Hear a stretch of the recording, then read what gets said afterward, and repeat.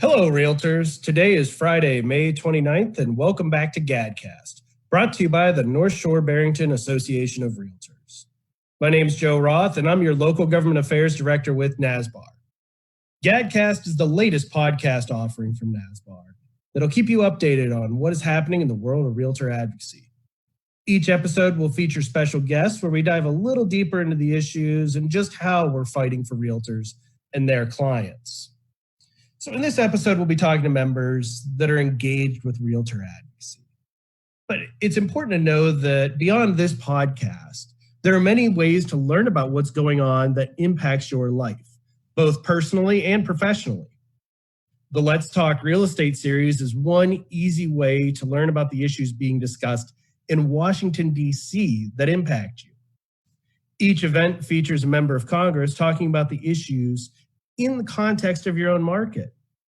Now, normally these are done as in-person meetings, but this year the series will be coming to you via the web. Illinois' Let's Talk Real Estate at Home will premiere next week and will include our very own Congressman Brad Schneider on Monday. It will be a live event only. So if you live in the district, make sure to watch your inbox for important registration information from Illinois Realtors. Now, realtor advocacy is wide-reaching. As a realtor, your association represents you from City Hall to the halls of Congress. You have dedicated professionals that work tirelessly to make sure that we have the best environment for you and your clients. But let's face it, there's a lot more to it than just having good or great lobbyists.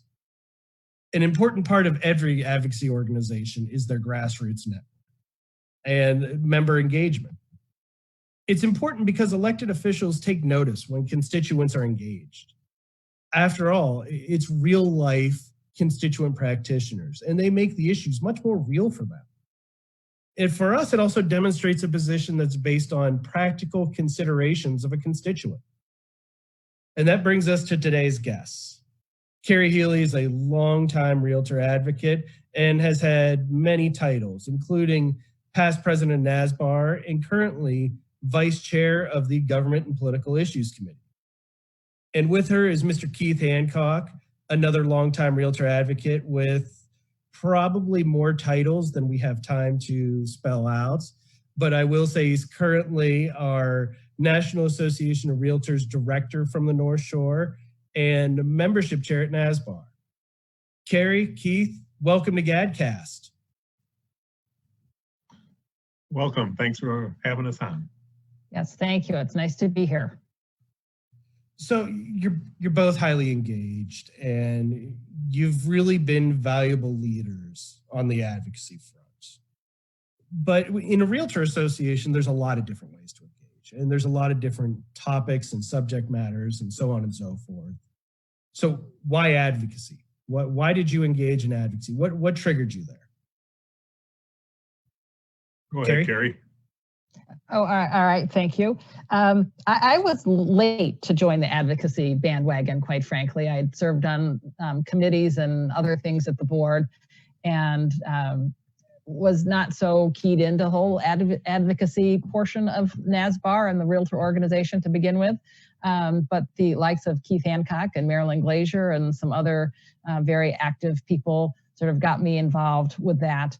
And I found it really fascinating. And we have an obligation, I think, as citizens of the United States. We're lucky enough to be, citizens of the free and the brave and have that right and ability to vote.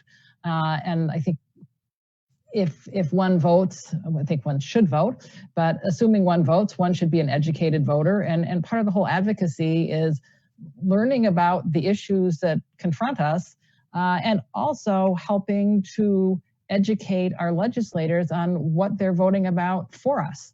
And that's part of the whole advocacy portion, is not only going out and voting every spring and November, but doing our calls for action, but also the lobbying efforts to really make a difference in not only our own lives as human beings, but our communities, to our realtor organization. I think it's just sort of our obligation as United States citizens. It all started for me like 30 years ago. My first trip to Springfield, never went in 8th grade. And that's where I met Marilyn Glazer and Phil Leakley, and went to Capitol Conference, my first Capitol Conference, and really was impressed and enjoyed myself. And I had never been, thought of myself as really political or anything. And that sort of started everything, and seeing how important it was, and meeting all the people from around the state that were there, that were giving of their time to help better our relationship with the legislators, and also protect the homeowners and our buyers as well for issues that would be coming up. Both Marilyn and Phil Leakley were my mentors, and watching them and then going to DC with them. And then it was really sort of a neat feeling that we could call some of these legislators and they would talk to us because they knew us and saw us and felt what we had to say was important. Made me feel good, like we were being able to contribute and help people, and also help the legislators to make the right decisions that would protect property rights. It just spread from there. And I always was into volunteering, starting probably the PTA, if not earlier than that, and Rotary, and just so many other organizations that I felt it was just sort of giving back. And that deals with helping national and state and NSBAR, being a spokesperson and sponsoring events and fundraisers, and just contributing so that they would have our ear and and move forward. So I really just really got involved, and it just sort of took over, and I've enjoyed it, and feel that we're accomplishing things, and not only helping the homeowners and buyers, but the realtors as well, and with our realtor party. Well, it sounds like then you've both caught the bug that is advocacy engagement. And when I talk to a lot of members, and I tend to do office presentations and talk to people about what's going on and how they can contribute, I feel like a lot of people immediately see the barriers to themselves. They see some concerns about what challenges they'll face. So as you were starting to get involved in advocacy, did you have any challenges or any knowledge blocks or anything that you found challenging? And was there anyone to help you through that? Or can you talk a little bit about that? I think I think some of the challenges were in the very beginning for me were learning what some of the issues are. I mean, we know what goes on in our own communities in terms of whether it's home rule or taxes or schools or flood insurance. But there are other issues regionally as well as statewide that we have no clue, that there might be municipal inspections or things like that. So it's learning the issues, understanding the association's take on what those issues are and how they affect people, whether it's rent control or other proposed legislations. And whereas many of these legislations have good intentions, it's the unintended consequences of some of these legislations that the legislators don't understand in the terms of home ownership or landlord-tenant rights or things like that. And I think learning about both sides of the issues is really important for us as realtors so that we can better serve our clients, whether they are homeowners, whether they're renters, whether they're landlords. And it helps us be better stewards of our own communities to be able to be knowledgeable about these aspects. And I think, you know, we sit here in the Midwest and say, oh, flood insurance, that's just something that happens down in, you know, Katrina and the hurricane states. But I mean, shoot, we have flooding issues here. And as Lake Michigan water levels rise and the climate changes, we're going to have more issues like that. And I think we need to have a grasp of what all this means. And I think the other thing is real estate is one of the best equalizers of family wealth that can happen in this country. And it can really give people fabulous financial independence. And if we can create ways for more people who want to be homeowners, and not everyone should be a homeowner due to their personal circumstances and transiency and things like that, but for those who want to be homeowners, to give them that avenue and to be able to understand and help them and help the legislators understand that, you know, real estate investment through Starker exchanges are a good thing and not just a tax shelter for the rich or things like that. The more we can learn and advocate for ourselves, for our industry, for our clients, for our communities, the more all the boats in the harbor can continue to rise. I don't know, Keith? Initially for me, the beginning was sort of overwhelming, trying to recognize all the names. There are 14 of our state legislators that cover our NSBAR area. And then every so many years, there could be another one. So getting to know them and understand them, dealing with, you know, they're looking at 6,000 to 7,000 bills a year. Thank God they're not all involved with real estate. And Greg St. Aubin and Julie Sullivan are our lobbyists in Springfield, and they've been there, I think, over 20 years. And just do a fantastic job. The legislators all respect them, which is great. So, you know, they have our ear and they listen to us and they want to learn from us as well. And, you know, that's just part of the game and the program. And because they don't understand everything and they can't. Also getting to know the people that work for them. And, you know, that's another ear to talk to so that they can explain to the senator or representative our issues and what's, you know, so important. And can we compromise on things so that both sides are happy. And as Carrie mentioned, you know, looking at both sides of the issue, there's many times where I'm saying, gee, I don't want to make that decision. That's really hard, you know, to make that decision, even though we're supporting the real estate decisions and what Illinois Realtors decides on and what's best for us. Also dealing with NAR and the congressman, a whole nother story.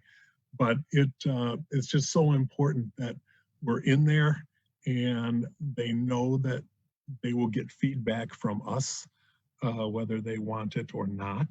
But as I said, most all of them have been really good on our issues. And as I said, the number one thing is that they're willing to listen to us, which is, you know, just 90% of the issue of the program.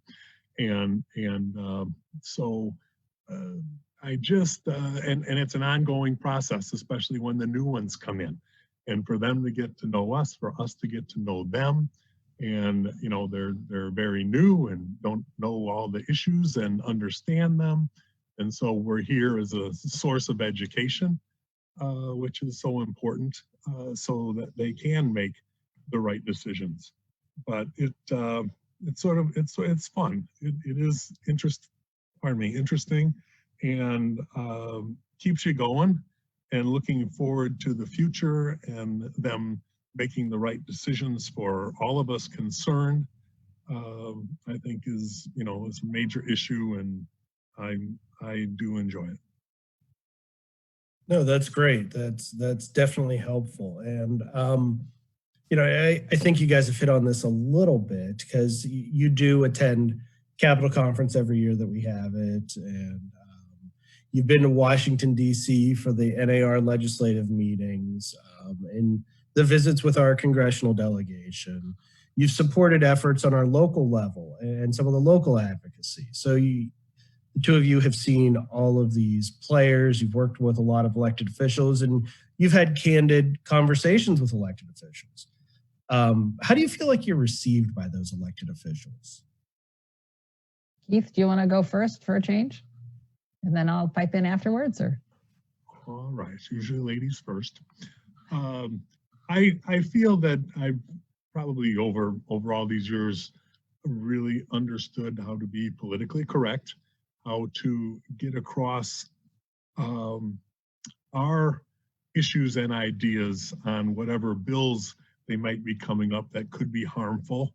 There were times I talked to some of them, especially the plumber's bill that came up about videoing all the sewers before the homeowner would be able to sell their house at a cost of $500 each, and so we strongly oppose that. And I did have a nice talk with the legislator that came up with that bill, who also happened to be a plumber. I thought there could have been a little conflict of interest with that. And he told me, Keith, he said, I don't think this is going to go anywhere.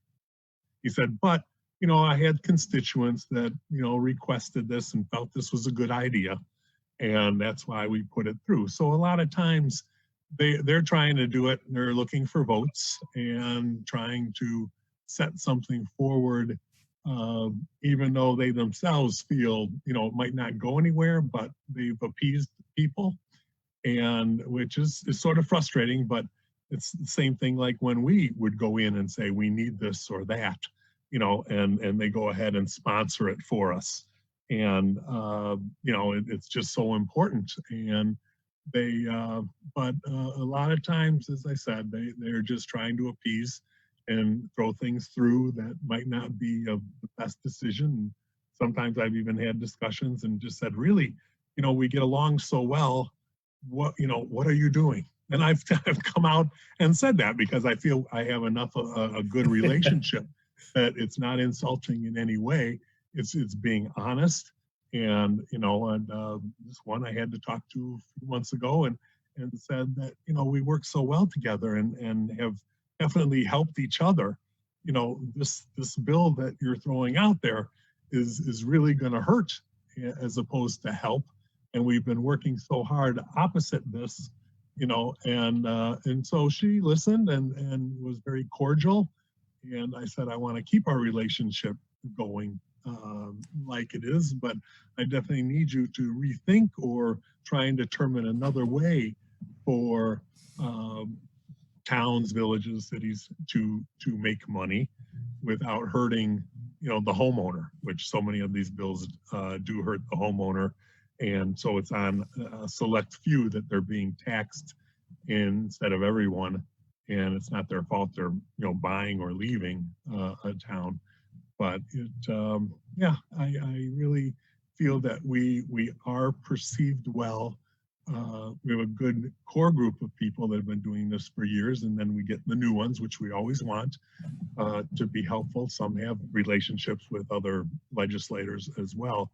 And we always want to get ones that are constituents to those legislators to talk because they're part of the voting for them. So I really, there's always been a few there that, go to the dark side, and we try and turn them around and, have them see it our way. And sometimes we have to just agree to disagree and move forward and go on to the next issue that pops up, which, they're almost daily issues, especially Joe knows so well in just our NSBAR region and all the different towns and cities, villages that come up with things that, they're looking for ways to make money. And I can understand it, but not when it's unfairly proposed and hurts one segment as opposed to, like a sales tax, which everyone that buys something has to pay it. So that's, as I said, I feel that we We're good, we're strong. We're 1.4 million realtors in the National Association and the largest lobbying group. So they listen. That's great. No, and there's some great points there. Carrie, anything you want to add? Yeah, I mean, I think most legislators that we deal with, either at Capitol Conference in Springfield or at the Hill visits in Washington, D.C., are very receptive and pleased to see us. I mean, we walk in, oh, the realtors are here. And that's, they know that we are as Keith said, a big factor, and real estate is a big factor in our economy. Every time a house trades, most people go in and repaint, carpet, buy new appliances. We're a big economic generator, we the real estate industry. And it's very important that our legislators on the state and local and federal level understand that. And I think most of them do, not all of them, but I think most of them get it if they stop and pause and think about it long enough.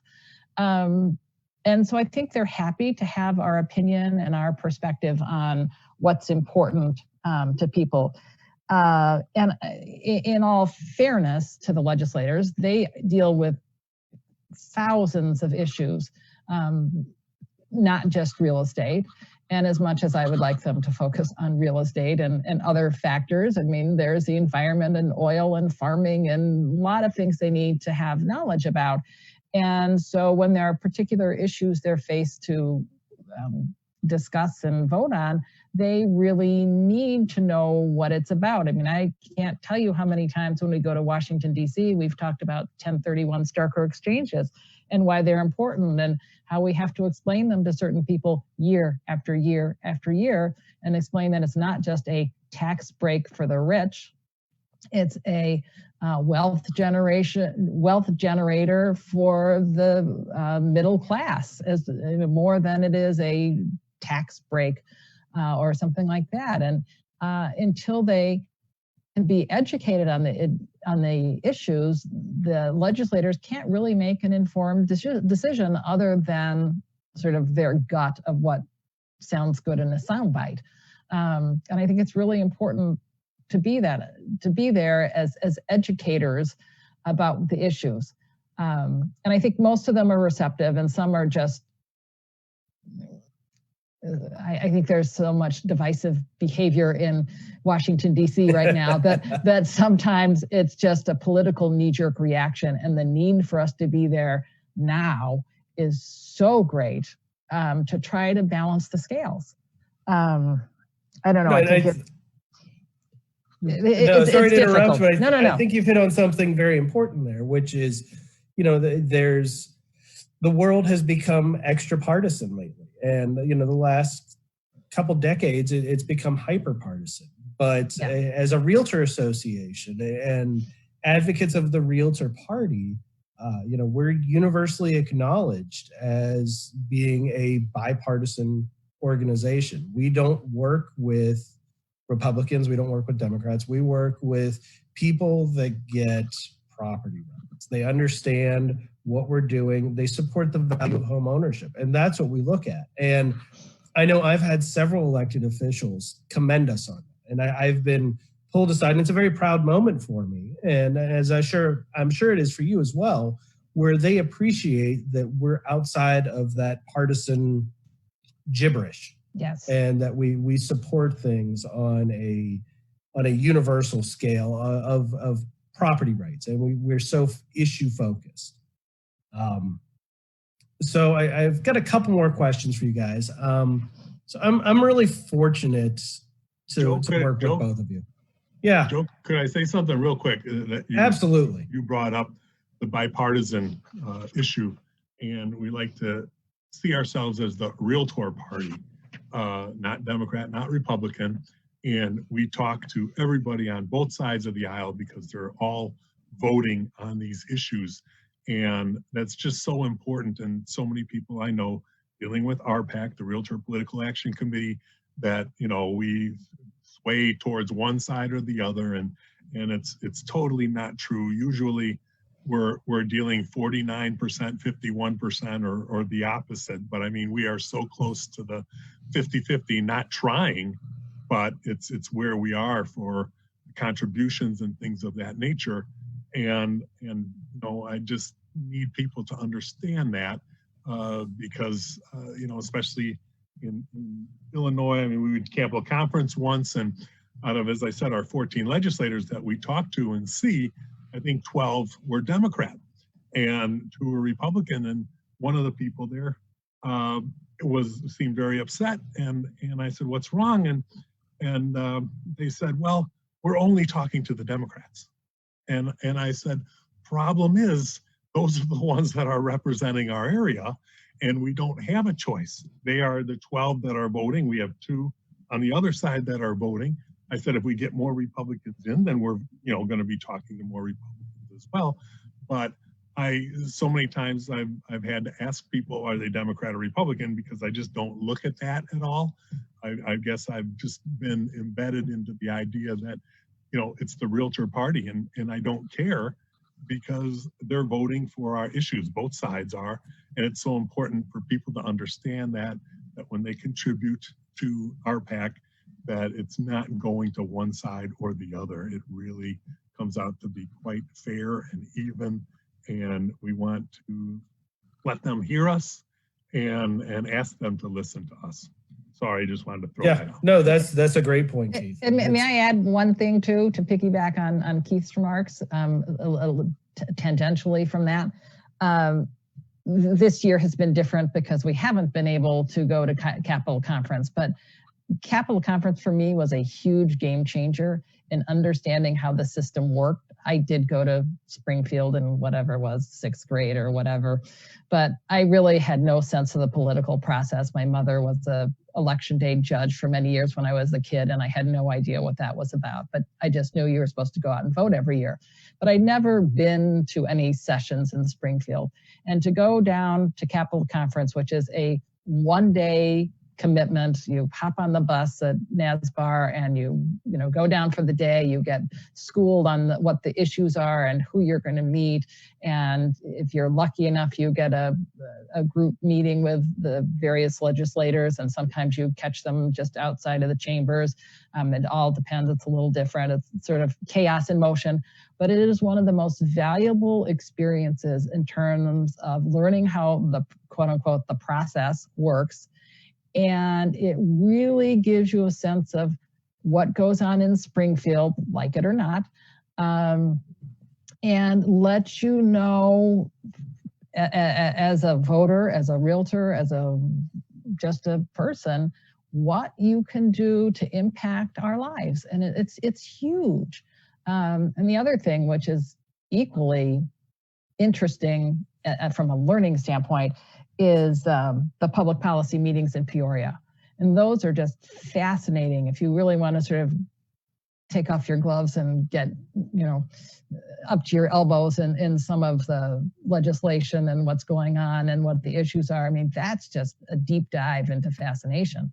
And of course, Washington, D.C. is a whole another ball of wax. That's a much greater time commitment, my financial commitment to get there. But if I urge any of our GADCAST listeners, hopefully we can all go to these events next year, but, get on the bus and go to Springfield. It is just amazingly interesting, frustrating sometimes, but really fascinating. And it's a wonderful opportunity to just do your civic duty.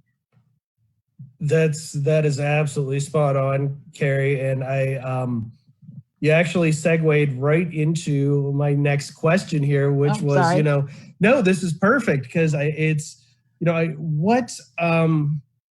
guys do all these events, right? And you guys are the supermen of volunteer leadership. And, when it comes to advocacy, but you go to all these events, they're all different. They're all a little bit, they have their own unique things. So what's your favorites? Carrie, I think you went, I think you gave us the selling points for each one of the big three.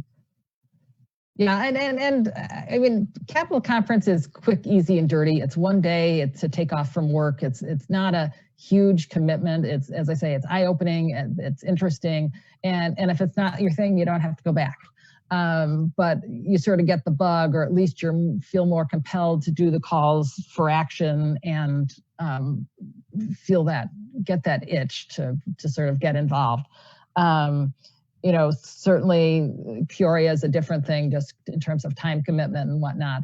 And same with Washington, D.C. But I think those are starters. And then, you know, if you really want to be an SLC, which is a state legislative contact for your area legislator, I know Keith is, and I am, and others from NSBAR are for the legislators in our region, or the FPCs for Washington, D.C. I mean, but you've got to tiptoe in it one thing at a time. But I think if you're listening and want to know how to get involved, certainly Capitol Conference and vote and calls to action are the easy, simple things to do that really don't cost any money and don't take a whole lot of time. Spot on. Keith, what do you got to add? I feel that many times for me, and because people say, you know, are you getting paid for this? No, we're not. This is all voluntary, but sometimes it's like a breath of fresh air, and to sometimes get out of the office, get out of the real estate, see what's really going on out there that is affecting what we do and our clients. It is a breath of fresh air. We, especially with our state functions, we meet them from all over the state. I've developed a lot of really good friendships. There's networking there in terms of referrals, but I'm not there for that. But it's a good group of people with the Illinois Realtors, and then I just felt so bad we didn't get to go to DC this May. I've been going for 20 plus years every May for the mid-year legislative conference, and meeting people from all over the country, and many times other countries come in because it's such a good conference that they come in from other countries. And it's just a good camaraderie, an eye-opener. So many times I've done more business being away than when I'm in town. And it was like, what, they all know I left, so they have to call and they want to do something now. But as I said, overall, I get pleasure from it. I feel I've grown with attending, you know, these functions and meeting new people, and feel, as I said, just sort of giving back for what the industry's given me, and, you know, trying to move forward in the right direction is, you know, so important. But as I said, the relationships, not only with the legislators, but the realtors themselves, and has really been, what's the word I want to use, enlightening, and I feel it helps make me a better person, and also to understand what all goes on out there, that it's just not in my little office or in my little town or my state. I mean, this is, you know, worldwide. And also not to forget to mention the national convention every year in November. This year it'll be in New Orleans, hopefully. That's not been confirmed yet, but hopefully. And every year, every November, it's in a different place. And it was great when we had it in Chicago 3-4 years ago.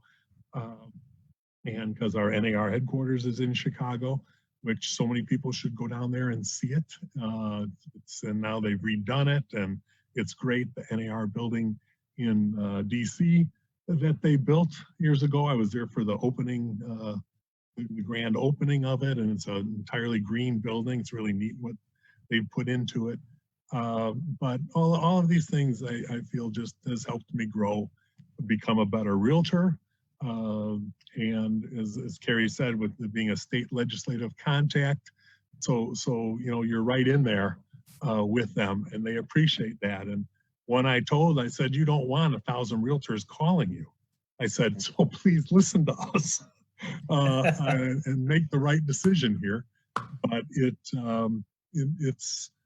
as I said, it's just the idea of of getting out and understanding how it all works, because it is, as Carrie said, fascinating, and how things do get done. That's another amazing issue, that they do make decisions and get things moving forward, and many times the right things. So, I'm happy about that. That's great. No, and there's just so much different opportunities to engage. And, I think what we've learned about you two, and what I already know of you guys working together, is, you've embraced the role of leadership and have really taken on the ability to go through all of these things. One last question here for you guys, and then I'll let you get on with your days. So if you're talking to an agent that's never really been involved at NSBAR or any local association they may belong to, if you're talking to them, what would you tell them about getting engaged? What would you say to them if you've got their ear right now? I would say pick something you're interested in. I mean, pick a committee, whether it's in the advocacy realm or something else, it doesn't matter. Advocacy, education, contracts and forms. There are lots of ways to become involved at NSBAR or at Illinois Realtors. But pick something that you like. Pick something you're interested in, because if you pick something that you're not interested in, you'll have no fun. And it really should be about having fun and learning and engaging, and the friendships you form. The friends I've made over the years at NSBAR, Keith and I go way back at this point, and it's one big happy family travel extravaganza.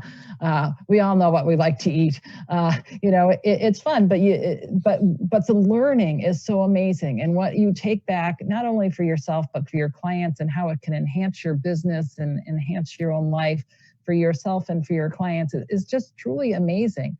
And I just say, if you have any inkling, pick up the phone and talk to the staff at NSBAR, call one of us. Be happy to tell you anything we can and talk to you and encourage you to get involved, because one gets out. I think the more you put into something, the more you get out of it. And whether that's serving your industry, serving your company, just the rewards are just beyond belief in terms of what one gains compared to what one gives. It's hard to explain, but I think it's a wonderful opportunity to grow as an individual, to grow as a professional, and to give back, pay it forward, and really give an opportunity to grow in ways that you, other than just listing and selling. It really enhances and lets you see the forest through the trees. And really sets a background and the stage for what we do day to day, gives it some context. So I'd say, don't hesitate to jump in with both feet. Carrie, everything you said, I agree with. and the jumping in is so important, because I know a lot of the newer agents are very, somewhat shy and scared. And NSBAR is just such a friendly place. They really are. The staff, we've had them for years and years, and they're just so helpful, and so many agents just don't use them and don't use what NSBAR has to offer, and it's just amazing, starting with the tech department and the education department. It's so helpful, and in terms of picking a committee, you only have to pick one or two. You don't have to be in charge of it. Many committees now, maybe there's a monthly meeting, or every 2 or 3 months, depending on the committee. These are not weekly things. In the day years ago, I was on committees, and we would meet, twice a month on many committees. That's where, it is. Now with our Government Political Issues Committee, they meet, maybe once every 2 months to 3 months. And we narrowed down our committee, so there's not as many, so it's more concentrated, which is good. And we don't want to waste anybody's time unless there's something to talk about and to understand what goes on. And as I said, you get to meet people and understand how it all comes together, decisions that are made. It's just so important to get involved and move around, look at other options, and you just never know where one might go and how far up leadership you can go. It is appreciated and very much for the people that volunteer. Many of the committees, as I said, they don't want to waste your time unless there's something really to deal with. Now with being, conference calls, emails for different votes and issues, so it's not that you always have to be at the NSBAR office. The NSBAR office was just redone. I know probably out of our 3,800 agents, not a lot of people have been there. It's not easy to find, but it is there and you can find it. And just for you to go in and see, what it's all about when it opens up. And we have a new CEO, Jeff Lasky, who has been great. I talked with him about his, first job coming in. I forgot if it was a week or two. I said, you shut down both our offices. I said, I said, wow, Jeff, that, you're moving here. But it is a good place. It's a warm place. There's much that NSBAR has to offer that unfortunately our members do not take advantage of. And they say, well, what have you done for us? There's so much there that they can prosper with, ideas, classes, the amount of education from the educators with the seminars and everything else to go and learn. And you learn one or two ideas, can make you a lot more money if that's important to you. Than just sitting in your office waiting for the phone to ring. So really, just to get involved, which won't take a lot of time, but I really feel will open you up to a lot more than you realize is out there. So good luck to you. Thank you, Keith. That was you guys are chock full of wisdom, and I appreciate you always sharing it. To speak to finding the office, I remember my first day of work, I got lost myself. I'm trying to push a new idea right now where if you call the office and need help, we're going to get Bradley some sign spinning lessons, and we're going to have him out front spinning the sign for NSBAR so he can help direct you in. The idea is not getting a lot of support, but I'm going to keep pushing it, see how we do with that. But with that, Carrie and Keith, I owe you a lot of thanks for your friendship, for your wisdom, for your years of leadership. As a leader in this organization, what you have done for the organization and for the industry as a whole and for your clients, we all owe you a debt of gratitude on that. And more timely, we owe you thanks for your time today. So thank you so much for taking the time to chat with us today about your advocacy efforts. On behalf of everyone that's interested in private property rights. So thank you guys so much for that. You're welcome. It was a privilege to be here. Glad we could help. So as members of NSBAR, you have a lot of opportunities to engage with realtor advocacy. As Carrie and Keith have so eloquently put it, there's a lot of opportunity. It's just a matter of what interests you and how you want to engage. But from supporting issues remotely by engaging to calls for action to attending Capitol Conference, your voice is critical, not just for yourself, it's for your own business, it's for your client's success as property owners. They depend on your voice. So I don't underestimate the value of that voice. But regardless of how you engage, it's important you do so.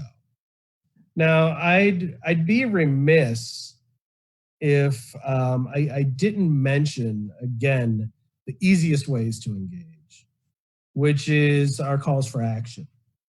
Now, to make it even easier, you can sign up for text alerts. So you can respond to these calls for action through text messaging. Simply text the word realtors to the number 30644 and you're signed up for text alerts. This will alert you to when we need your voice in Springfield, in DC, or in City Hall. Now, we don't do these very often, maybe 4 times a year.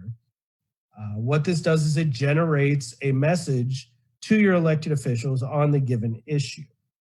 Now, those calls for action carry a lot of weight. So it's important that you respond to those and engage in realtor advocacy in that very simple way. With that said, thanks for joining us today, ladies and gentlemen. And please make sure to join us for our next GADcast on Friday, June 12th. Until then, be well, everyone.